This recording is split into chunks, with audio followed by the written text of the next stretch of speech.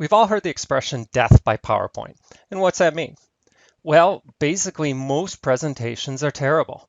They're terribly boring, and the audience is stuck practicing yawning with their mouth shut. These are painful. Yet, we love watching TED Talks. So, what's the difference between a TED Talk and what we traditionally think of as a PowerPoint? Well, it turns out there's only a handful of differences, and a few simple tips will transform your presentation from death by PowerPoint to sort of high quality presentations we see on TED. We're going to go over a handful of these, and we'd like you to use them to develop your presentation for the webinar. This will radically improve not only what you're doing here, but all of your face-to-face or online presentations in the future. So let's get started. The number one rule of presentations is simple. No bullet points, ever. Bullet points are the primary cause of death by PowerPoint, and they represent a fundamental misunderstanding of what PowerPoint is. Bullet points are projecting your notes, but that's not what the visuals are for in a presentation. Your notes are for you, not the audience. You communicate your message with your words. If you look at a TED Talk, you will never see bullet points because they simply don't allow them, because that would ruin the talk. They use images. If your discussion is about a porpoise, you should have a picture of a porpoise, not a bullet point of a porpoise. Same with all good presenters. Steve Jobs was a great presenter and of course never used bullet points. There's a reason why the State of the Union address doesn't use bullet points. Bullet points force us to ask, are we supposed to read the presentation or listen to the presenter? Now we're getting the information in two modes at once. It's a bit like hearing a song being played at two speeds at once. Images amplify what you're saying by giving a visual representation, something to focus on. So what kind of images should you use? Number one, don't use these ugly stock photos, these business people that you see in real bad marketing. They're smiling at the camera, they're good looking. These are meaningless. They're wallpaper. They convey no message at all. You should simply find an image that represents what you're talking about. When I did a talk on how social media has transformed how we communicate and how we collaborate, I talked about Arab Spring. I asked, why is it that after 26 years in power, Mubarak was brought down now? Why did Arab Spring happen now? Well, social media made it possible. For the first time ever, common individuals could speak to millions. And this image helps represent what I'm talking about.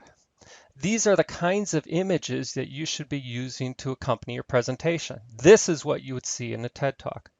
So where do you find them? Well, my favorite place is to go to Google Advanced Image Search. What's nice about it is there's a drop-down menu that allows you to pick your licensing.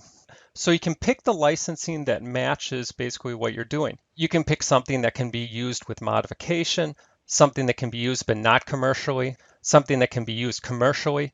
So you can do a search according to your purposes, what licensing you need. And it will pull images from all over the net. Second, start with something that gets your audience's attention. One thing you'll never see in a TED Talk is people who start with, today I'm going to cover the following 4 points. A, blah, blah, blah, blah, blah.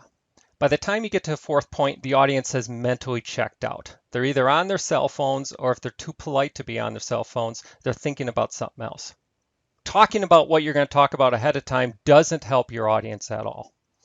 What you need to do is capture their attention, because all communication begins with capturing your audience's attention. A friend of mine who did a TED Talk began with the words, "Do you think you're smart?" Well, do you? Do you think you're smart? In a talk I did on the use of voice feedback, the very first thing I did is read a passage to the audience and ask them to time how long it took them to speak it, and then ask them to time how long it took them to write it out. What they discovered is it took them about 3 times as long to write it out. And I said that that is one of the advantages of voice feedback. As a teacher, you will save a lot of time. Now, let's talk about voice feedback.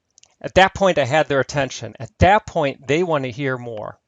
So that's the kind of thing you want to do. You might, for instance, start with a polling question.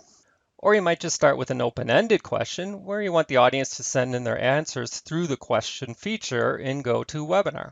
That's fine as well. But do something to capture their attention right off the bat. because if you don't capture their attention off the bat, you will never get it.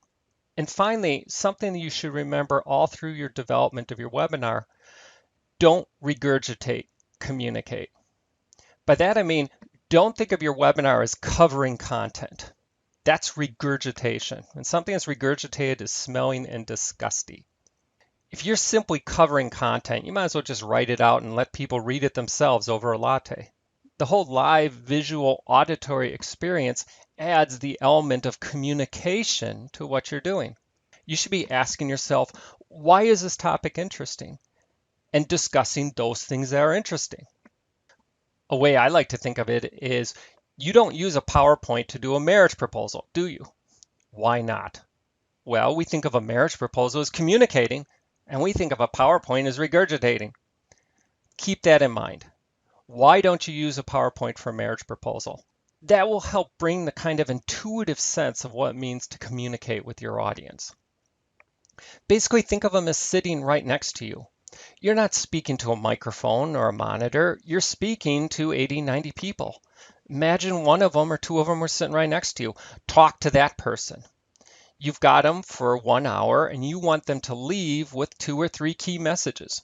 You also want to motivate them. You want to excite them. You want to show your excitement. You want to show expression. Hopefully the topic is of interest to you, so communicate what that interest is to your audience. It may sound trite, but the only thing that matters is significance. Focus your talk on what's significant. Communicate what's significant. And if you can leave your audience with 2 or 3 main points, you've done well. If you try to cover 100 main points, they'll only walk away with 2 or 3 anyway. So keep that in mind and you'll do an exceptional job. Thanks.